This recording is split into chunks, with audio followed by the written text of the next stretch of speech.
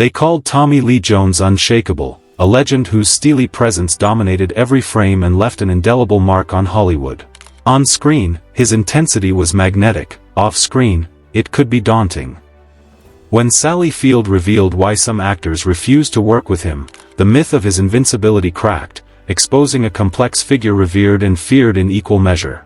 Legends aren't just built on performances, they're shaped by the untold stories, the whispers of tension, and the truths that surface years later.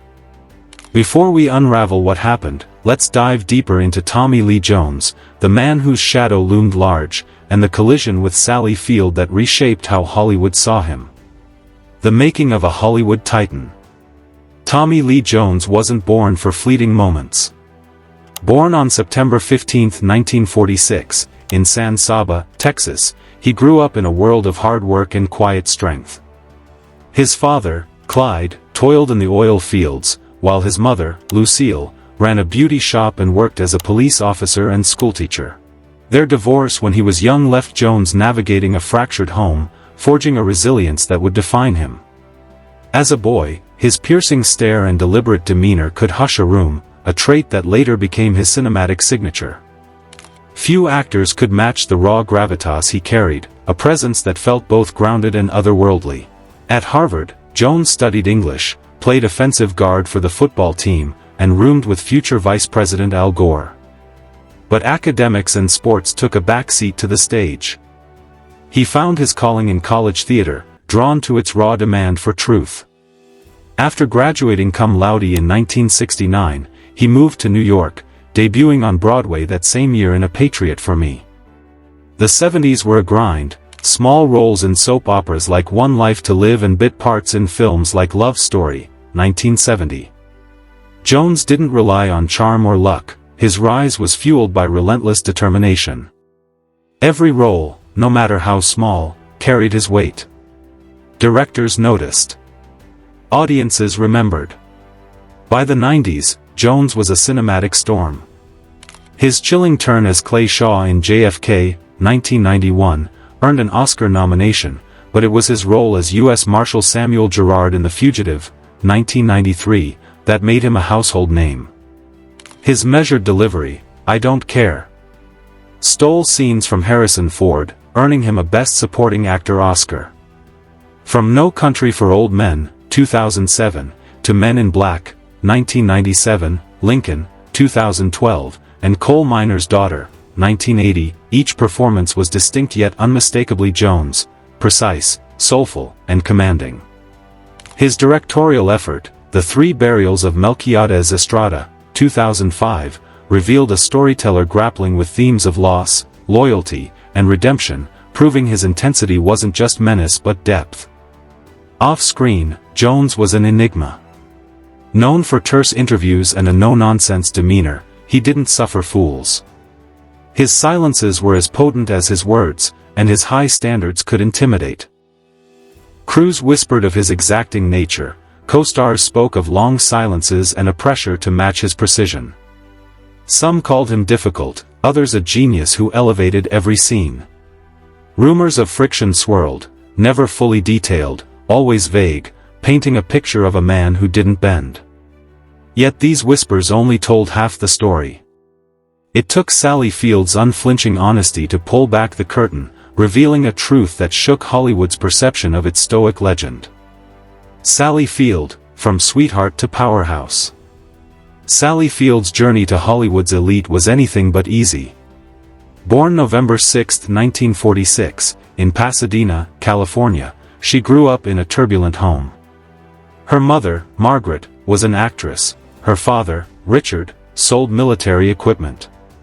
Their divorce and her mother's remarriage to stuntman Jock Mahoney brought emotional turmoil, including abuse that Field later revealed in her memoir In Pieces, 2018.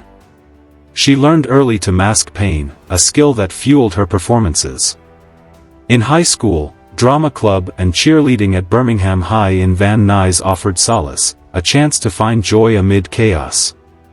At 17, a Columbia Studios workshop changed her life. Spotted by a casting agent, she auditioned for Gidget, 1965, beating out 75 others to play the sunny surfer girl.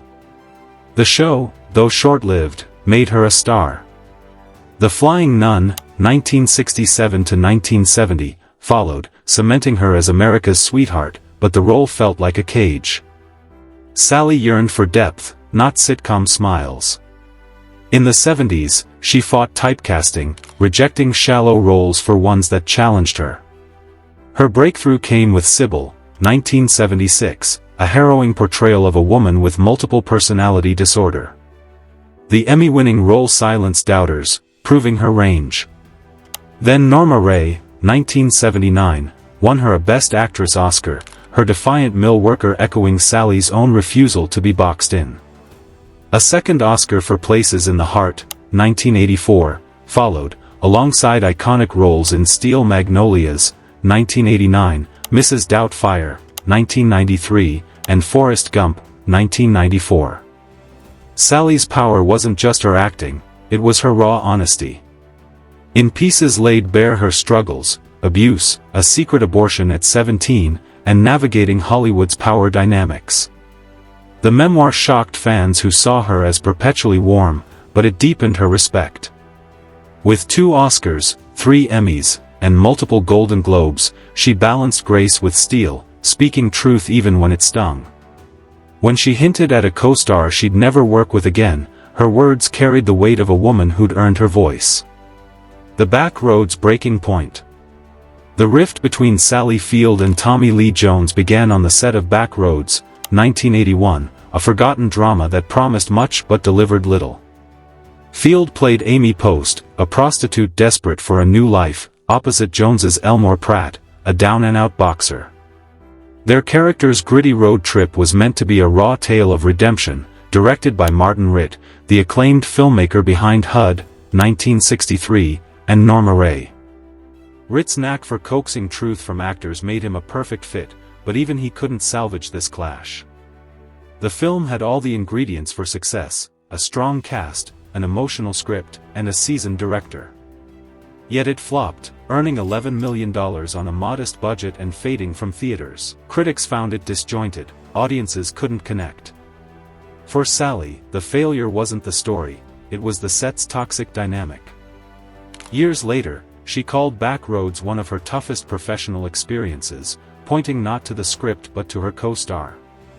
Ritt himself admitted, Field and Jones did not get along and work well together, a rare confession from a director known for unifying casts. His disappointment was palpable, he believed the lead's disconnect gutted the film's heart. Crew accounts and retrospectives describe a set thick with tension. Long silences, disagreements over scenes, and clashing energies plagued production. IMDb notes, Field and Jones disliked one another intensely during filming. No public outbursts made headlines, but the froideur was undeniable, seeping into the film's uneven tone. Sally, who thrived on collaboration, found the experience jarring, a stark contrast to her Oscar-winning synergy with Ritt on Norma Rae. For her, it was enough to swear off working with Jones again. The mutual frustration lingered, a quiet wound that neither addressed publicly for years. A reconciliation and a new chapter. Time doesn't always heal, but it can shift perspectives. In 2013, on The Ellen DeGeneres Show, Sally shared a surprising anecdote. Years after Backroads, she crossed paths with Jones at an event. He approached her and apologized for their time on set, a quiet, sincere gesture, not a spectacle. The moment carried weight because it was unexpected. Intriguingly, their paths had already crossed professionally in Lincoln, 2012, where Sally played Mary Todd Lincoln and Jones portrayed Thaddeus Stevens. Their work was professional, their past tensions smoothed by time and maturity. The film's focus on history overshadowed any personal history, but their reunion felt like a quiet full-circle moment. Sally shared the apology without drama, her restraint amplifying its impact.